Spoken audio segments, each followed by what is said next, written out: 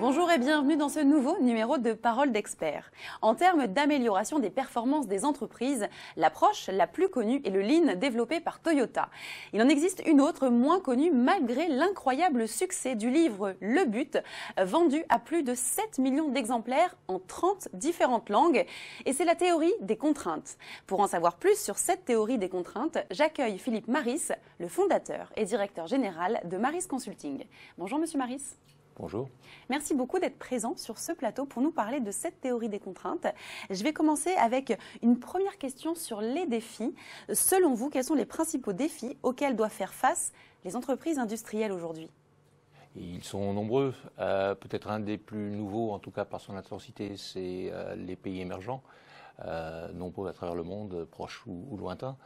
Mais aussi le fait qu'il y a de moins en moins de visibilité sur ce qui sera vendu, donc les prévisions sont de plus en plus fausses. Et bien sûr, il y a des nouvelles technologies, on parle beaucoup d'industrie 4.0, qui viennent perturber ou proposer des améliorations complémentaires.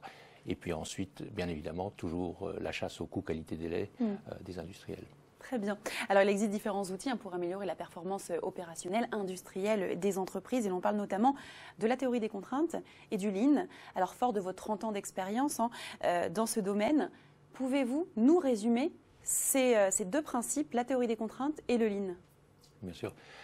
Commençons peut-être par le Lean qui est le plus connu, donc d'origine de Toyota Motor Company, et dont le principe c'est de chercher le flux à travers l'entreprise, le flux des produits.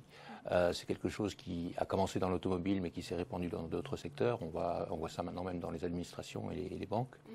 Un autre élément important, c'est la chasse au gaspillage, comme on l'appelle, dont on parle énormément. Et enfin, difficile de résumer, mais il y a toute une composante managériale. Je citerai juste un exemple qui est d'essayer de valoriser, d'utiliser au mieux toutes les suggestions qui viennent depuis le terrain, depuis les opérateurs sur le terrain. Et sur le Lean, je crois que notre point de vue est clair.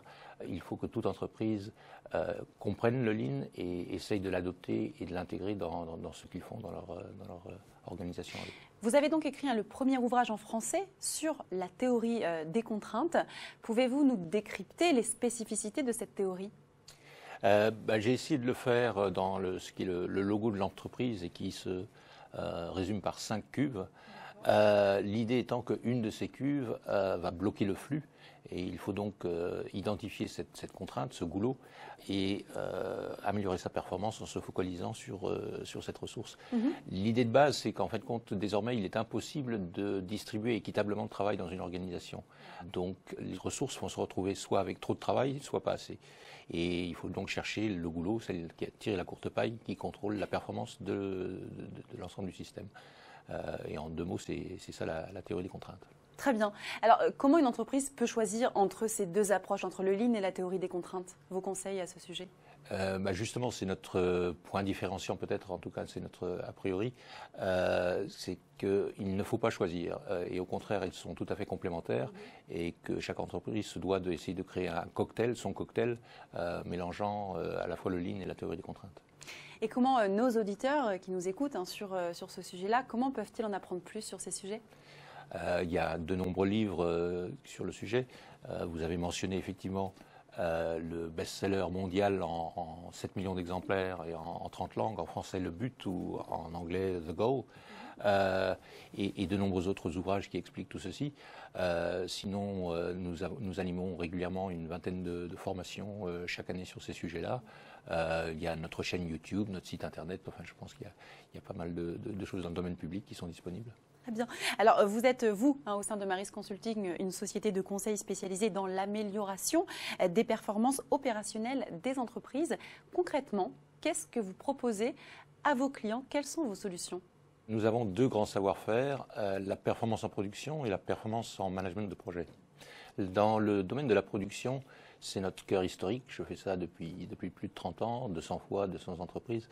Et on œuvre sur cette performance et par exemple, on obtient des résultats tout à fait intéressants du genre réduire les cycles de production par un facteur de 4 ou 5, réduire les rebuts par un facteur de 10, doubler la productivité de la main-d'œuvre et bien sûr améliorer les respects de délai.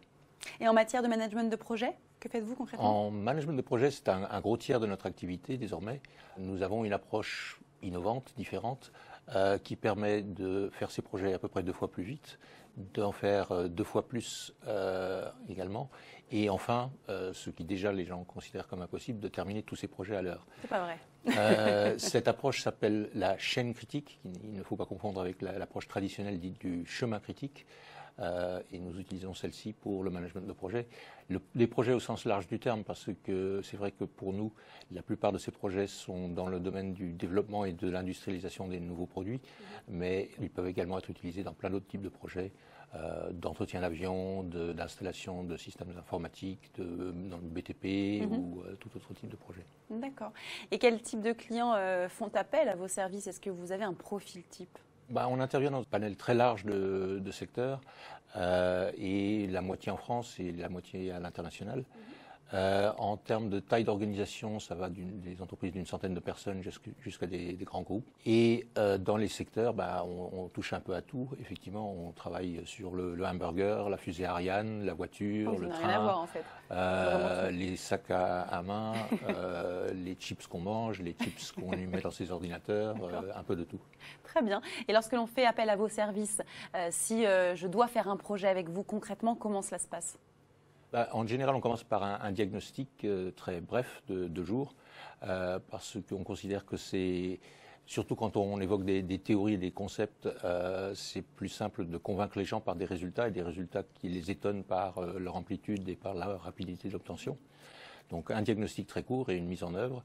Et notre idée, c'est effectivement d'abord de vaincre la résistance au changement à travers ces résultats, parce que résistance au changement est naturelle avec des nouvelles idées et vis-à-vis des consultants qui n'ont pas la réputation toujours d'obtenir les résultats, justement. Mais aussi, ça c'est le début, essayer de faire en sorte que quand c'est fini avec nous, non seulement l'entreprise a une toute autonomie sur ce qui a été fait, sur le nouveau système, mais mieux encore, ils sont capables de continuer à l'améliorer de jour en jour après notre départ. Bien, merci beaucoup d'avoir été présent pour nous parler de cette théorie des contraintes.